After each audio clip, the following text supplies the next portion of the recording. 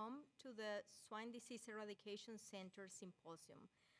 Our symposium is named after Dr. Carlos Pijuan, who was the pioneer of this group 24 years ago. This is the SDC started at the University of Minnesota, and this is a very good collaboration, and it's a partnership between companies and clinics and the people in the field and in the industry and the University of Minnesota. We have learned lots over the years, over these 2.5 decades almost, on different diseases and how to control and eliminate. But today we will be talking specifically in this symposium about PRRS virus. We put a lot of thought into organizing this symposium every year, and we ask around what are the things that are important to you and that are relevant and that keep you awake at night. And we heard very loud and clear PRRS, PRRS, PRRS this last year. So definitely that's why we're here. But the question is, it like really worse? Every 4 years or so, every 5 years, we hear this is the worst PRRS season ever. Like every time we hear that. So is it that it's our memory that is, the recent memory that is talking, or is it that it's really worse? So because of that, we put together a program, and maybe I'll show you the pictures, it will be easier, right? But we will have 4 speakers and 4 panelists. We have chosen our speakers, and they have graciously agreed to present today, but someone will be talking about production, somebody will be talking about pathology, someone will be talking about immunology, and someone will be talking about molecular epidemiology. So a little bit of everything to see from different lenses, different perspectives, is it really worse that the PRRS is these days? And then at the end of the symposium, we will have a panel who will, from this panel, we have 4 practitioners who will be responding to our questions, mainly related to how they are approaching control in the field, whether they are doing things differently these days compared to what they have done in the past. So with that, I would like to thank our members and partners at the SDEC, and thank you for being here this morning. And I will call Dr. Daniel Linhares to the to the podium here for his presentation. So just 1 second.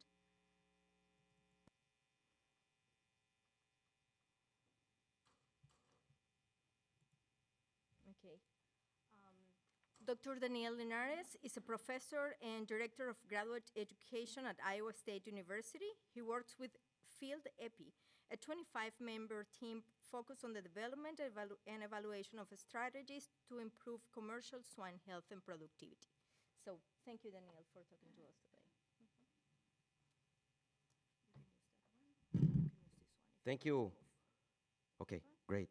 Thank you, Maria. And if you should also have mentioned that I'm proud U of M alumni from the graduate program here. And a fun fact, in 2008, in this very symposium here, it was when it was being renamed after Dr. Pijuan. I never had the chance to meet Pijuan in person. Of course, read throughout his work on bacterial diseases and disease elimination and so on and so forth. That attracted me to come to this conference and learn more about that. And in 2008, he was then the first. They were announcing, they were calling for graduate students to receive the Carlos Pijuan Fellowship to continue to work on this area of disease control and elimination program. And fast forward a year, they allowed me in MOTSE, and then I joined MOTSE as her first cohort of graduate students, and worked a lot with different projects with MOTSE. Ended up also working with Dr. Bob Morrison. And then we started the project way back then, which is the foundation of what we're going to talk about here now, which is how do you approach epidemiological or observational studies on PRRS control and elimination programs. And so I appreciate the invite from Mark and Maria, and the title that was given to us here was Production Parameters in PRRS infected farms over the years. And so, as I said, a lot of this foundation was established way back then in 2009-10, and then we've kept the same. We're going to talk about those metrics in a bit, and then we kept following the herds over time. So we have some comparison. Of course, the cohort's a little bit different from the initial herds that we started following, and then later on, and more recently, there's a lot of differences, and we're going to highlight some of those differences and infer some of the conclusions from the data we have so far. This is what we call the pump team. We have some pictures up there. We have a few members here in the room, including Mary, Elisa, and Ana Paula. Ana Paula is the one in the center stage with the underline. All the data here. If you have follow-up questions, I appreciate, because it was Ana Paula who ran those charts for us. And so here's going to be the summary. These are going to be, if you decide to sleep for the rest of this Sunday morning, this is the summary. We're going to come back to that later. And so we're going to see that over time, comparing the initial cohorts and the later cohorts of the outbreak programs, we started in 2009-10, and this is an ongoing project, so we have no intention to stop that. But then we saw the peak impact in 2021, 2023, which coincides with the emergence of the what we call it today our FLP 144 of lineage 1C.5, and I'm sure Kim is going to talk more about that later this morning. We ask the herds as they enroll in the program, what's your intended goal? What's your response plan?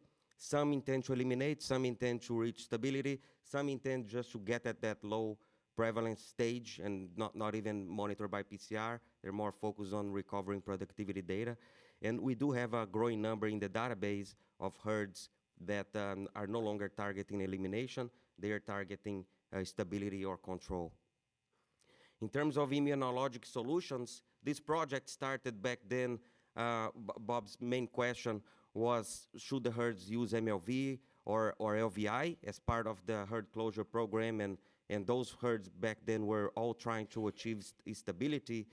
And we saw back then that the herds that used MLV had a less impact in productivity, but had a little bit longer time to stability. So little longer time to consistently wean negative pigs, but then the production losses were much lower compared to those herds using LVI. And over the years, all the cohorts that we had between now and then, this is consistent. The herds using LVI, we continue to see that those have a less severe production impact compared to those using LVI, with the expense of a little longer time to stability. Wild type diversity in more recent years, way back then we didn't have the next generation sequences we have today, but today for the past maybe 2-3 years, we've been sequencing, taking advantage of whole genome sequencing. And what the whole genome sequence does, as you know, is not only characterize the whole virus, but also identify when you have multiple co-infections with multiple different variants or lineages or strains of virus. And sure enough, we see that the herds infected with multiple strains, they struggle more than herds infected with one or two. The time to stability is going to be longer, the production impact is going to be worse. So wild type diversity matters. In lineage, you're going to hear more again from Kim. We all want to hear her talk. What we see here in our database is that there's a significant change in lineages over time, the most predominant ones and the ones that end up enrolling in the program. And we are going to see that the lineage 1Cs are more virulent compared to the other ones, and especially the point C, 1C.5, 1C.2, and also 1C.3. So the data comes from this project we call the POMP, short for PRRS Outbreak Management Program. It's a program, like I said, established with foundation when I was still here in Minnesota, and today the current the sponsors, there are different sponsors that sponsor different segments here of the project. BI is one of them. This project started with a BI research award, and today BI helps us offsetting diagnostic costs for herds in the program. Pork Checkoff helps us with the statistical analysis and the foundation of the program, the cyber infrastructure and everything. And the USDA, we have a grant that's midway through now that helps us with more advanced research and extension efforts to educate the industry about what we're finding. All right, and what POMP stands for is, like I said, it's a platform where we gather data from the herds when they break with PRRS virus.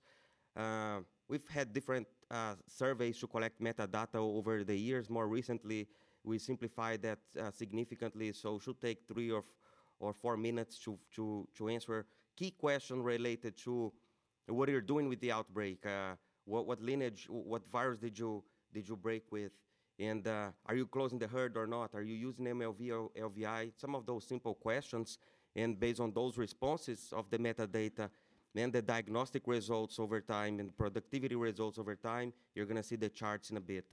So the benefits to participants, well, they get that $700 for diagnostics. We help them monitor the production performance for recovery, aborts, preventing mortality, so on and so forth.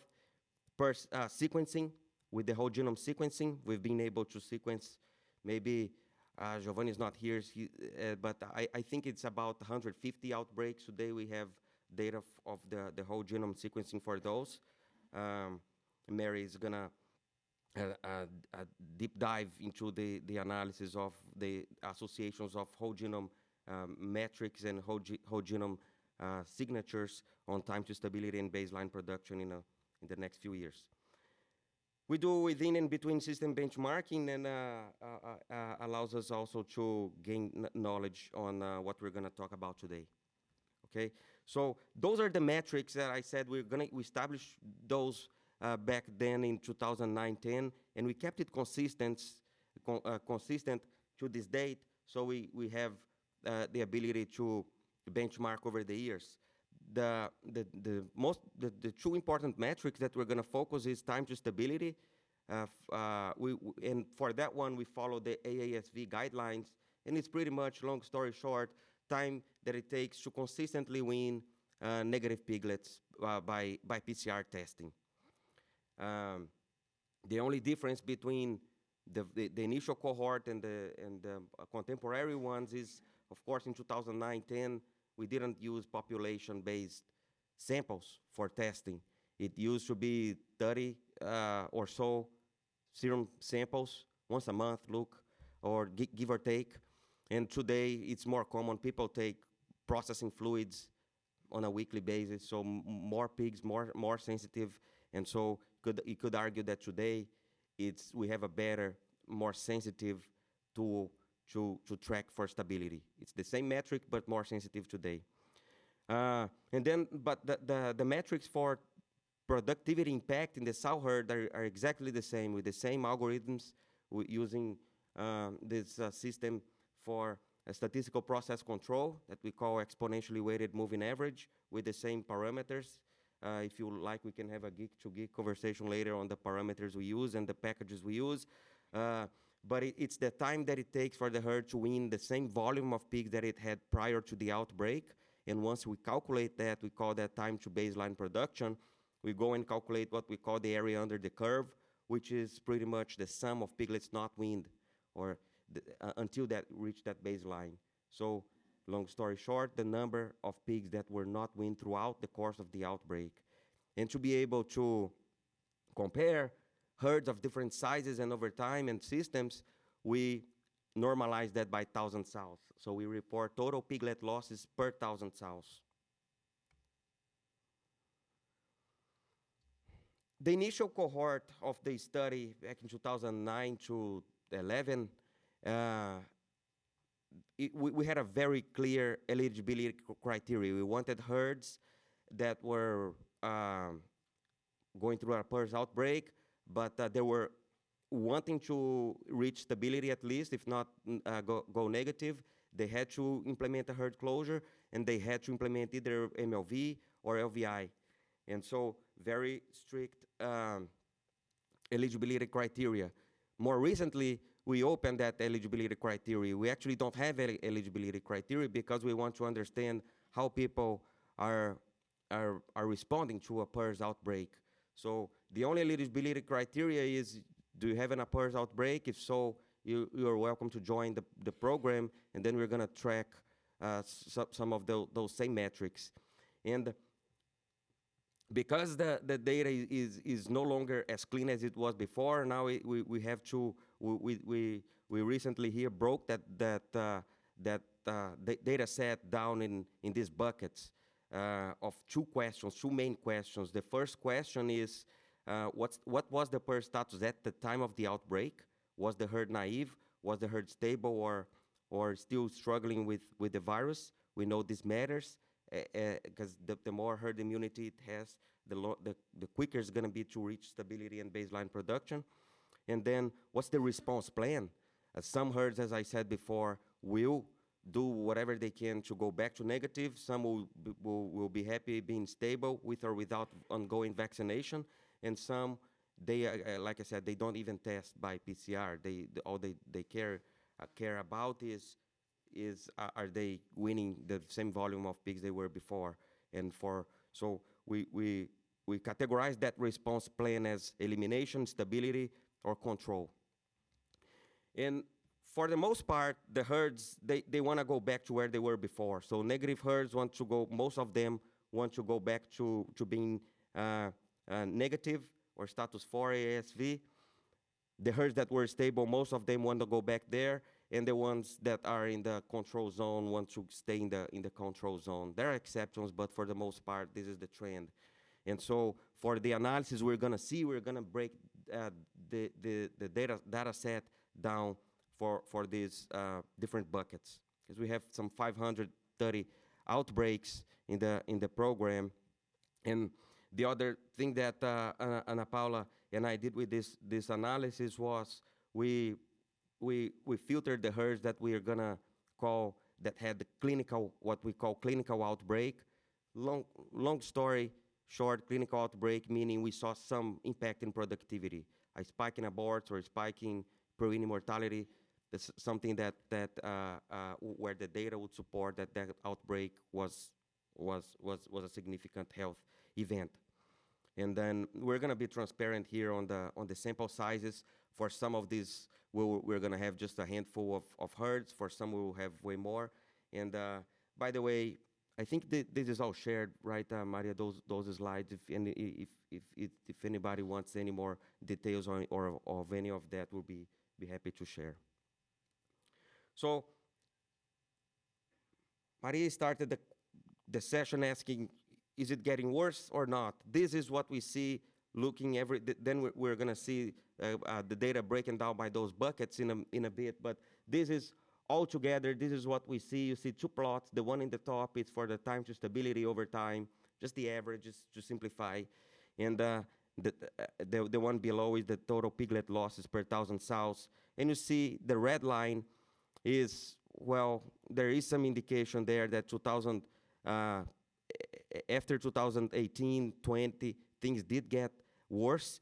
And but the most two recent years, the trend is going back to what it was before. Not meaning that it's less impactful. We still see, you're going to see, it depends a lot on the lineage, but looking at the averages of the averages, what we see today is kind of referring back to what we saw some maybe 10 years ago. What I do like to highlight is that in more recent years, we do see a lot of more extreme values than before. So the variation that we see from the outbreaks is more significant. So the total piglet losses, for example,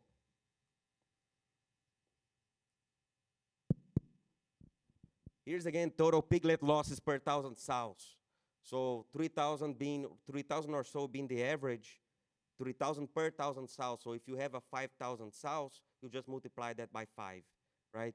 And then you see that this was the average way back then.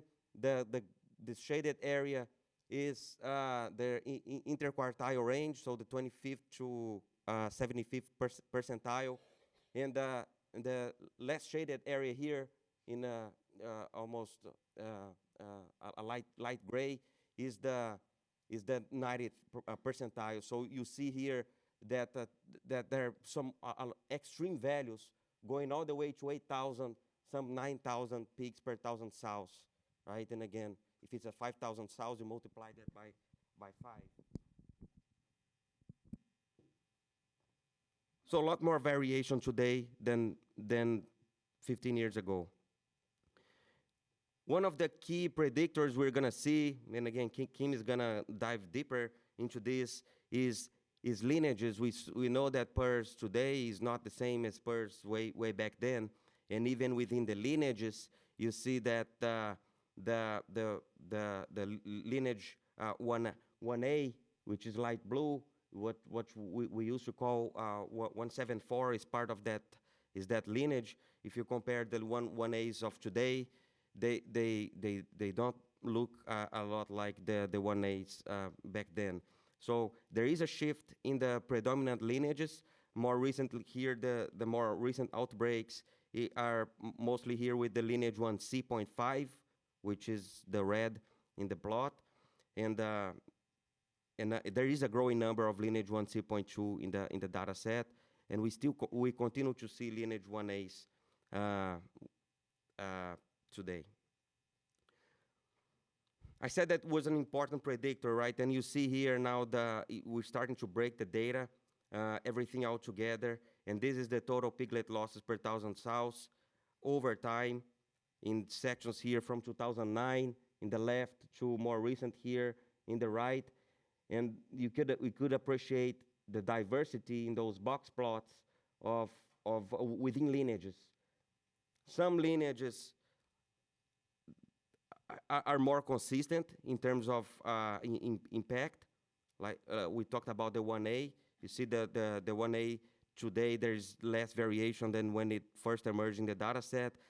But lineage 1C.2, 0.5, those are the most predominant today. You could appreciate a very a strong variation here, very important variation in the as measured by total piglet losses per 1,000 sows. Same thing for time to stability. You'll see that lineage matters. So if you have an outbreak, you encourage you to establish what's the lineage, and because that does the lineage is a strong predictor here for both time to stability and total loss. And so more recently, we're seeing a shift on the most predominant lineages. There are more lineages today than back then. Being circulated out there and detected in the outbreaks. More variation within the lineages, and then the next question is, what are the predictors of time to stability, baseline production, or production impact beyond lineages? And again, we don't. We will be happy to have geek to geek conversations later. But Ana Paula spends a lot of time doing analysis, univariate, multivariate analysis on these two key metrics, time to stability and piglet losses per 1,000 sows. And so here I'll try to summarize some of those, the more important trends that are consistent over the years or more true today than was back then. We're gonna, now the next couple of slides are looking at the farms that reported to be negative at the time of the outbreak and that were trying to go back to that negative status. Here is the total losses adjusted by other important variables in the system. You saw this average line before, this median line. It's still around 3,000 pigs per 1,000 sows, but you appreciate here that lineage 1C.2, lineage 1C.5 are way above the average uh, and the extreme values are sometimes twice as or more as much as the average. So lineage 1C.2 and 0.5 being the bad guys here. When we look at time to stability, and now looking at those so-called survival curves, so the more those curves are to the left side of the screen, the quicker it is to reach stability. The more it's shifted to the right, the longer it takes to reach stability. And what we see here in summary is that lineage 1C.5, the so-called lineage 1C uncladed or unclassified, Kim, she can talk us more about that in a bit, and the 1B were associated with a longer time to stability, so longer, so you could say that more persistent at the herd level to achieve stability.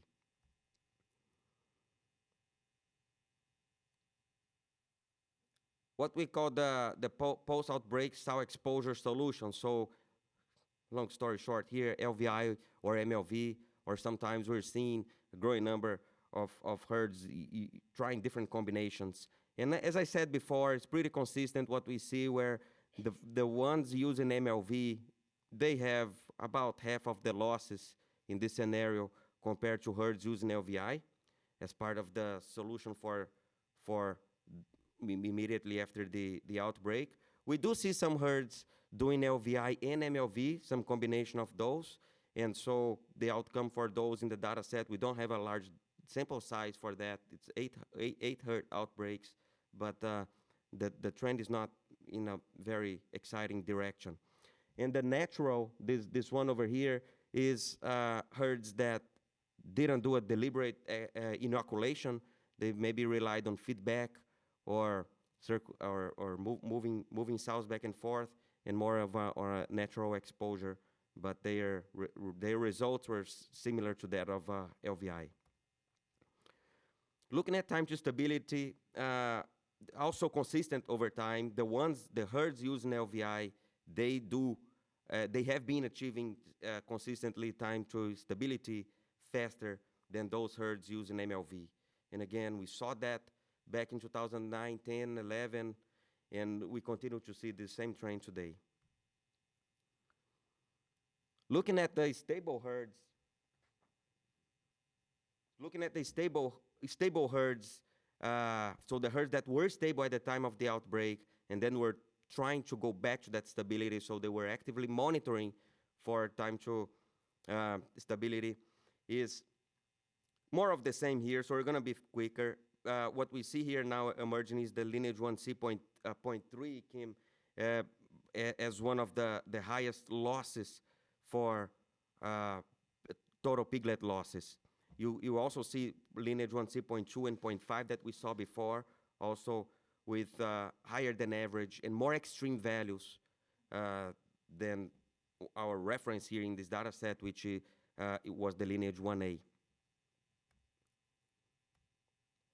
In terms of stability, more of the same here, lineage 1E and 1C uncladed were associated with faster stability, and 1C.2 was longer stability, so more persistent persistent in the herd.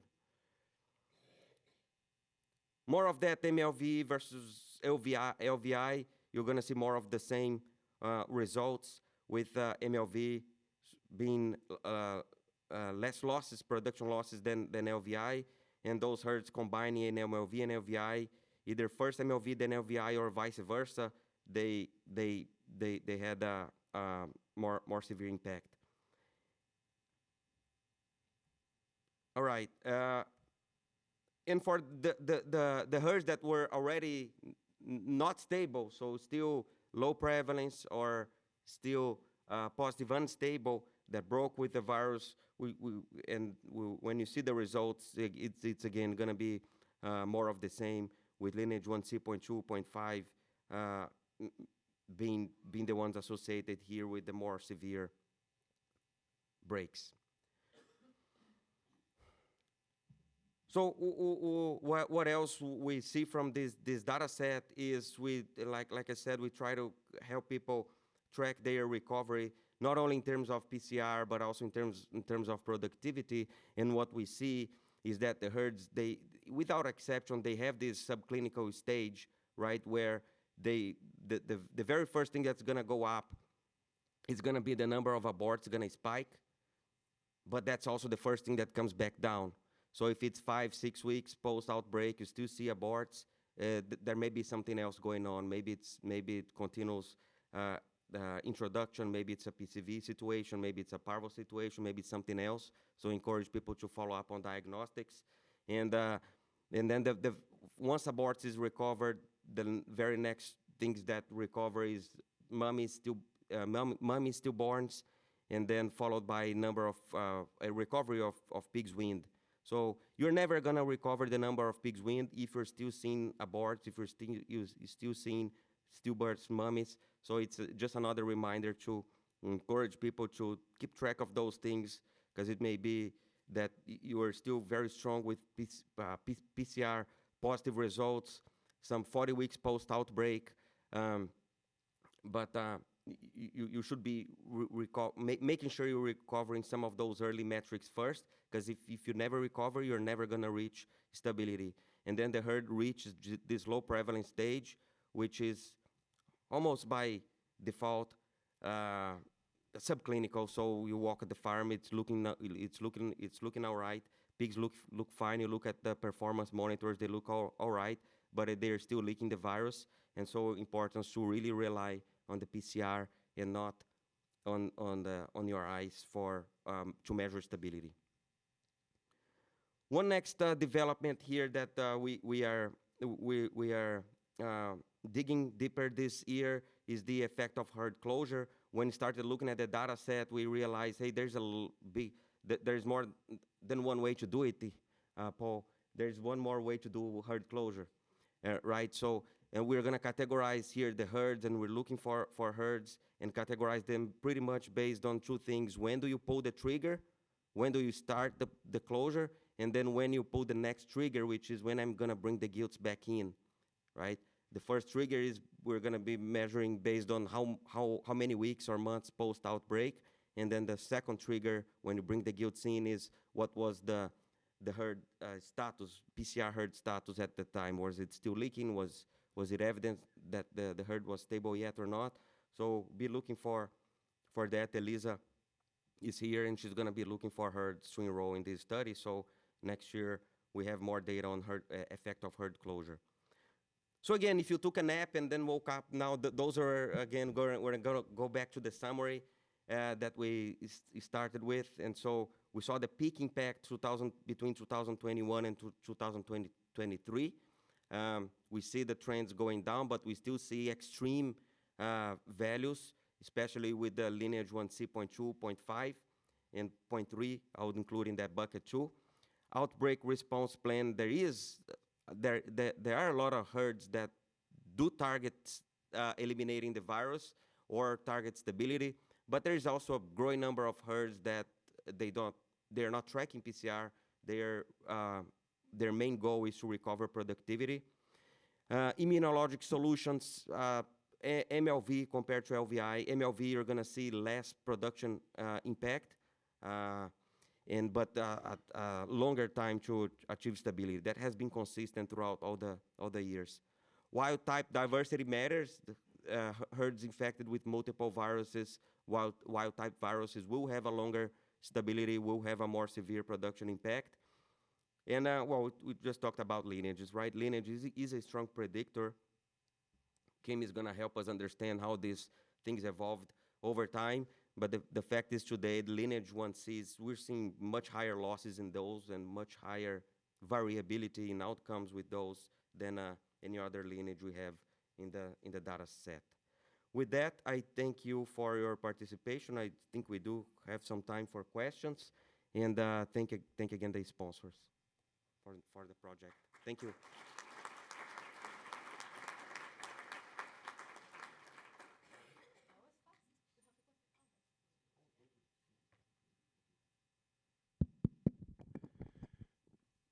Good morning, Daniel. Hi, Luke. How are you? Good. Great talk. Again, commend all the work Iowa State is doing on trying to characterize what is PRRS.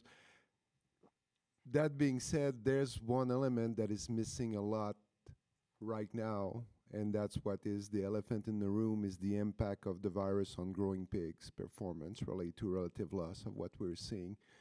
That what have changed lately was that in the past, as farm would reach stability, the performance of the growing pigs would get better. But right now, even with good stability, we see higher loss associated in those pigs growing in nursery and finisher of those new viruses. So how can we, is there a way that we can look at quantifying better what's going on in the growing pig population? My second point would be a caveat on if MLV allow less loss in the sow farm, by delaying stability may it also create you more loss on the growing pig side, and at the end of it, you're not necessarily a winner on that point. That was my experience when I was in Oklahoma, is those, some of those farms would reach back as a level of performance stability, less losses, but once we had some new, more pathogenic viruses, the loss in the nursery were much higher at that point, so I would be better to have get those farms stabilier quicker despite the loss we got there on the total loss pig too. Thanks, Luke. And you've challenged that. You've been challenging us with that question, right, of the downstream performance. And guess what? We've been hearing you. So we're implementing, as we speak, with a couple production systems, keeping track of them until finish, right? And so we'll have some of the similar metrics for the sow herd, for the nursery, and then for finisher. So spoiler alert, right? It's coming up soon. So we're excited to see that development too. Yeah, Daniel, thanks for the work. And the question that I had, just to be clear, when you look at the herds that have received the MLV, those would be herds that were vaccinated prior to the outbreak or during the outbreak? We have those two questions in the system. The data we're seeing here today, excuse me, are herds that use post-outbreak. So yeah, but it's kind of correlated. The ones that use post-outbreak, a lot of those will also use before in some sort of a schedule of vaccine two or 3 or 4 times a year, depending on the herd. But the data you saw here is post-outbreak.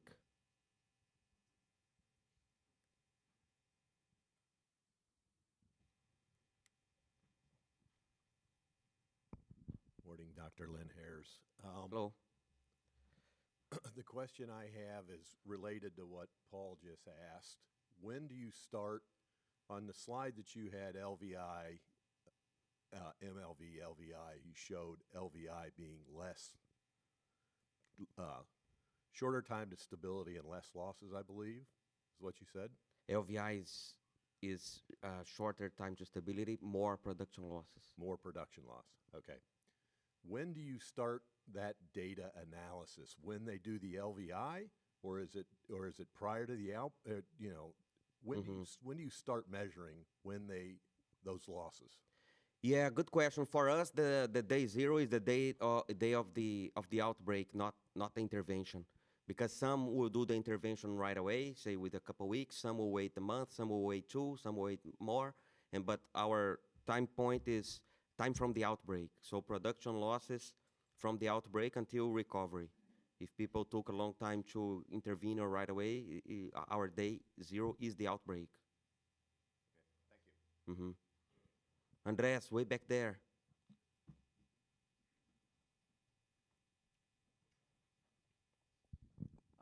Do you know the risk of rebreaks based on the intervention? Are there some herds that rebreak more often than others based on what they like to do? Not sure if we'll have that data. We could look back and see, because each herd is identified. I don't have that data on the top of my mind, but could go back and look for you.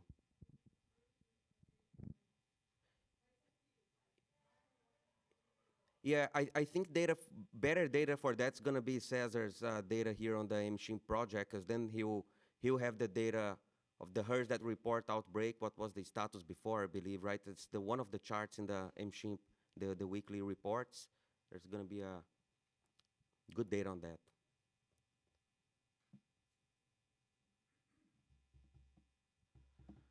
One comment I forgot to make was on the LVI, right? Just a speculation of why here.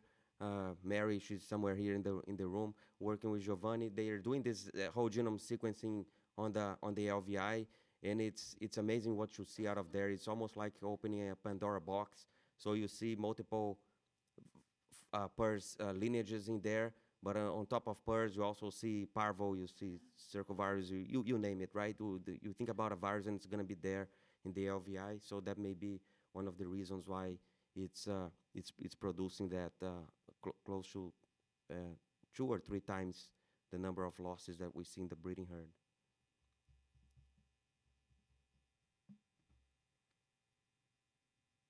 Do we have more questions from the audience?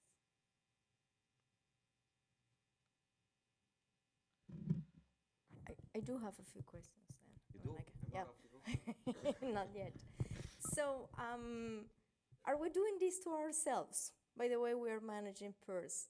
And I'm, listening to using LVI and MLV and, like the way that we're applying all these strategies. Are we doing this to ourselves? Well, I don't know if you- I think we're using the tools we have the science-based tools we have to be able to do the best for the pigs, right? Which in my mind would be to reduce the losses, accelerate that time to get the virus out of the herd. So there is a lot of variability, I think, in the data set on how people manage the outbreaks, and I think it's because we don't have a silver bullet just yet, but I don't underestimate the creativity here of the practitioners in the room to put together those solutions and do what's the right for the pigs. So I think we're doing what we can, taking advantage of the existing technologies and solutions. Hi, Mark.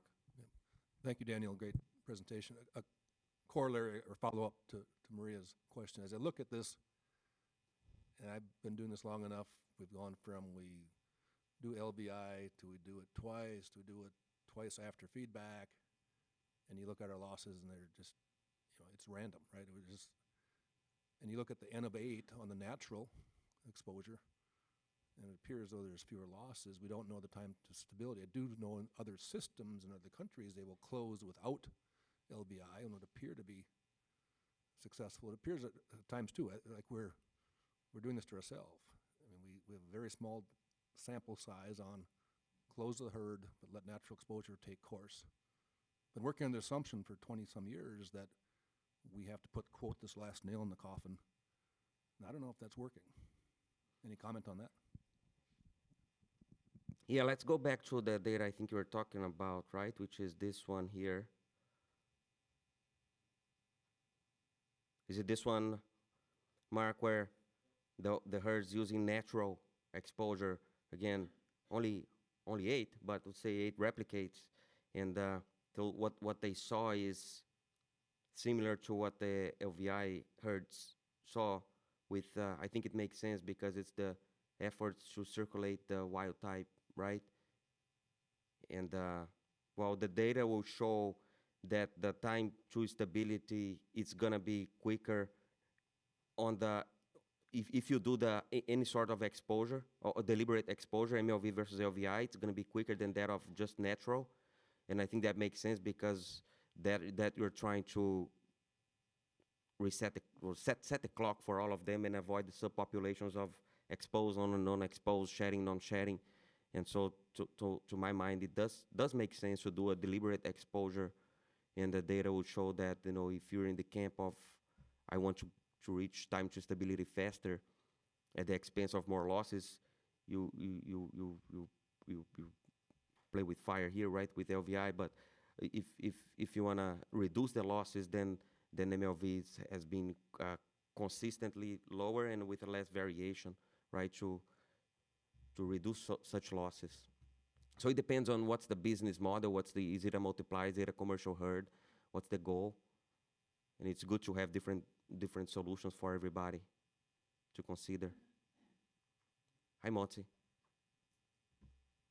On the natural, I think as you grow the data set of herds that follow the do nothing type of approach, it would be good to have the data on whether they had prior immunity or not, because that could also make a difference. When we did Oh, some yeah. of the original PRRS elimination programs at PIC, we were not using any intervention, right? We were just using the natural immunity. Those had been positive herds for a while, and then we just closed them and wait. Back then, we didn't measure anything, but I think it would be important to look at that, because that could be another way of learning about what's the best intervention.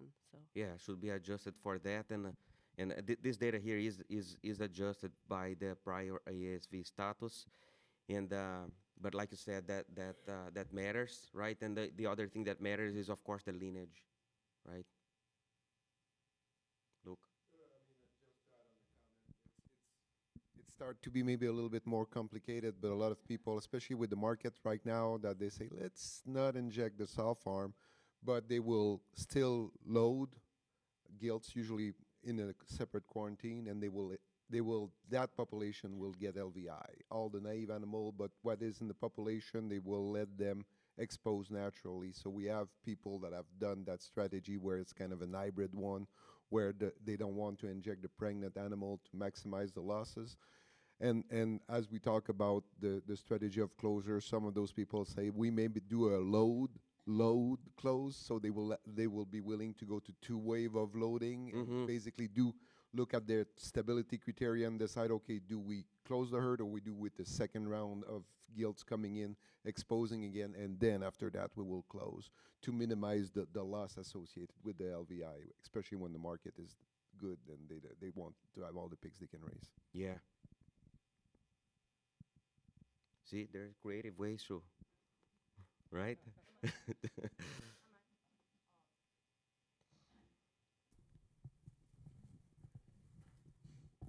Yeah, Daniel, what are your thoughts about getting more participation? As I look at this, I'm saying sample size is way too small, and we've got a lot of participants that could join the pump. So what do you think's the strategy? And I think some of that could be proactive in terms of interventions, as long as you lay out the 1, 2, 3, 4 interventions and link that with the sequences. Yeah, good question. I mean, we will be happy to enroll the herds either prospectively or retrospective if the data is there. And some of the strategies to encourage participation are going to be, and we're doing that, will be to help offset that diagnostic cost, because especially some herds that they won't test if they have to pay for it. So we encourage them to test so we can have that data for time to stability. And another thing that we see people being excited about is those benchmarking reports where we provide to them when they break, hey, what are herds with similar characteristics of yours, breaking with a similar lineage of yours, have achieved in terms of stability and baseline production, so they have something to expect. And we've also, for those herds that have their data on the cloud, we've been able to help them track the recovery of the aborts, preventing mortality, neonatal losses, that kind of stuff.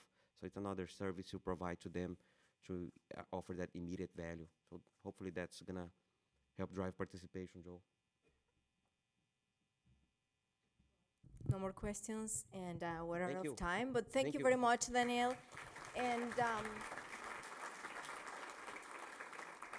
I believe you said that the slides can be available, or Yes. the, there will be a recording as well. But Great. if anyone would like to, so that's good to know. Thank you very much. Thank you.